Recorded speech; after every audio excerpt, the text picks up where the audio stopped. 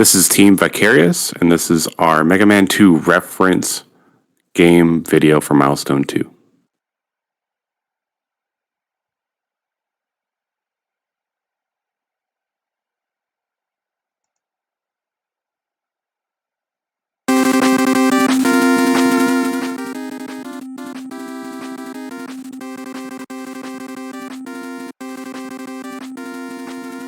Hello, this is Mark, and I will be showing you the disappearing platform. As you can see, it goes from blue and then turns red, and after red, it disappears. So we'll make it to the second platform right here, and as you can see, we've now updated the camera to the point where every time you hit a certain trigger, it will actually adjust itself and move the camera by panning it down or up, depending on the coordinates that we input.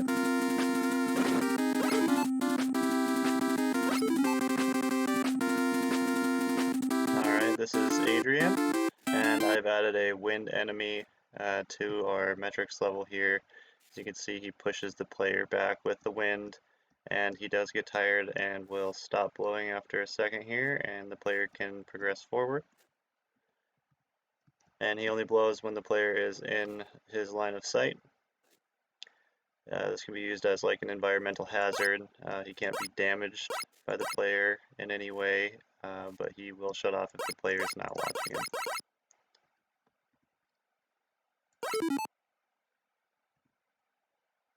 Hello, it's Mark again, and I was also in charge of the spike trap. The spike trap, as we move closer towards it, it will be triggered, and when it hits the player, it will push him away. Currently, this is a test one, and we do not have it set up to look like an actual spike trap. And when you're out of the trigger point, it will stop going up and down until you enter it again.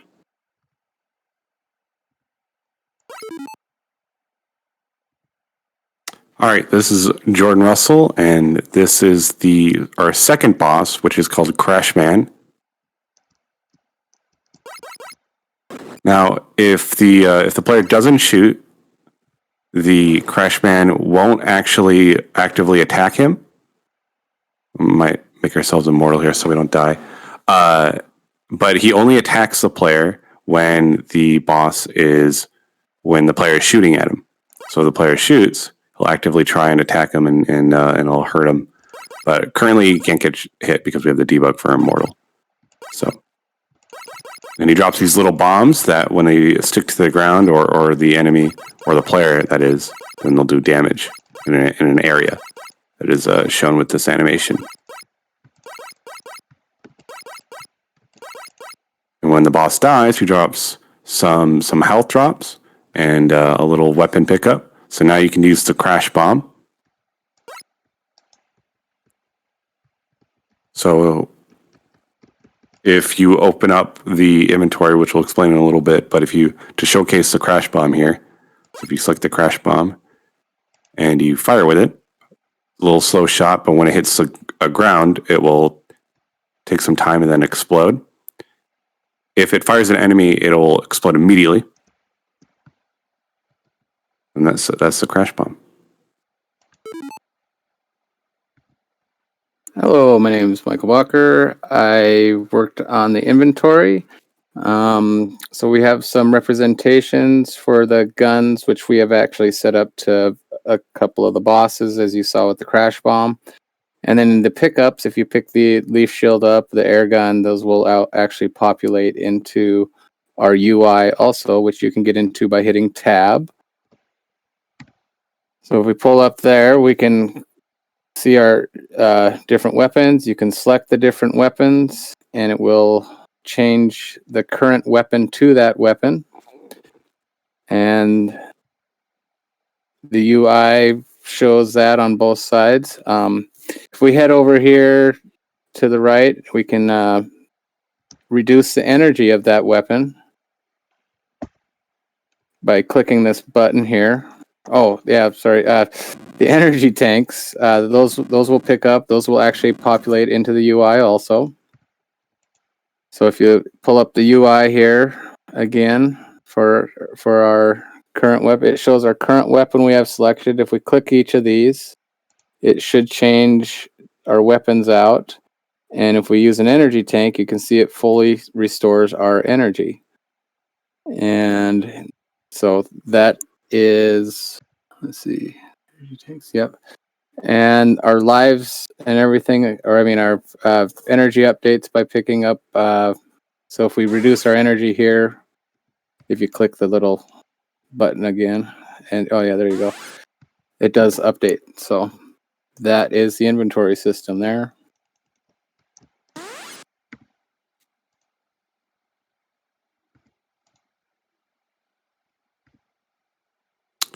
Keep going. Go back. Oh, okay, this works. Zach isn't here, but he worked on this. He's currently has no power due to a storm. But this is the Sniper Joe enemy, which can be damaged by when they're shooting at the player. But if here, bring up the regular cannon. And if the don't shoot the enemy. And after a little bit of shooting, it will go into a shield state where you can't damage, which we can show. Yep, can't be damaged. And it will only shoot at the player if it's within a certain range when the enemy can see him. Otherwise, he'll be always shielded. And if we can explain our weaknesses and immunities by going to the ground enemy area. I have to go through all this.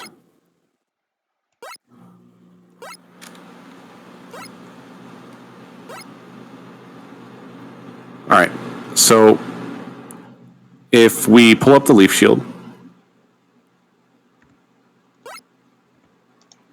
and we try and attack the ground enemy with the leaf shield, it won't do any damage. The ground enemy also has a tell of when it's about to shoot by that little red marker, so to give the player some time. But so the enemy is immune to the leaf shield, but it's also, which means that it won't do any damage, but it also has a weakness of the crash bomb, which will need to set up some energy. So if you use an E-tank, there you go. And so if you use a crash bomb, that red square is a placeholder for the telling the player that that's a weakness. So it'll do twice as much damage.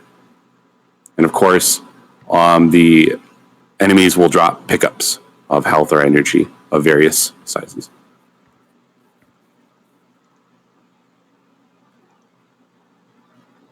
Actually, yeah, if we go into the, oh yeah, never mind.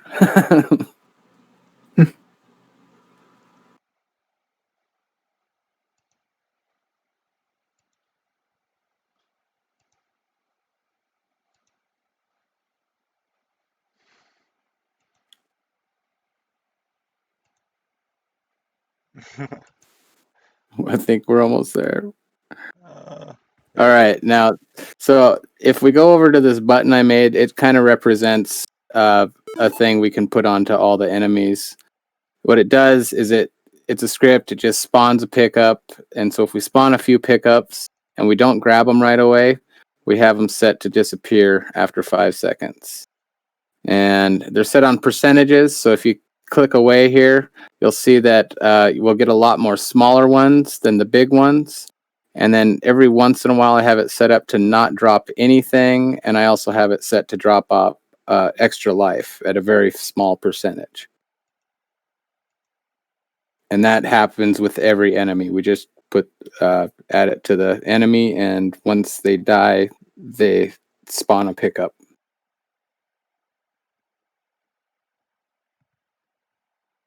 And that's it for the pickups. Okay. Ah, there we are. The tower enemy.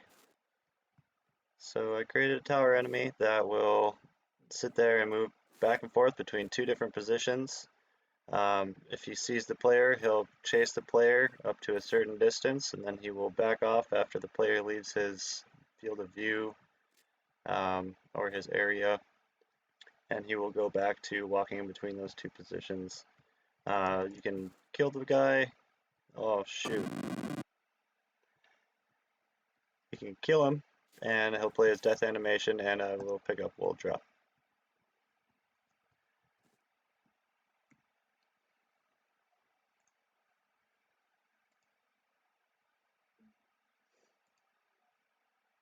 And I think that's it for I think that's new it. features.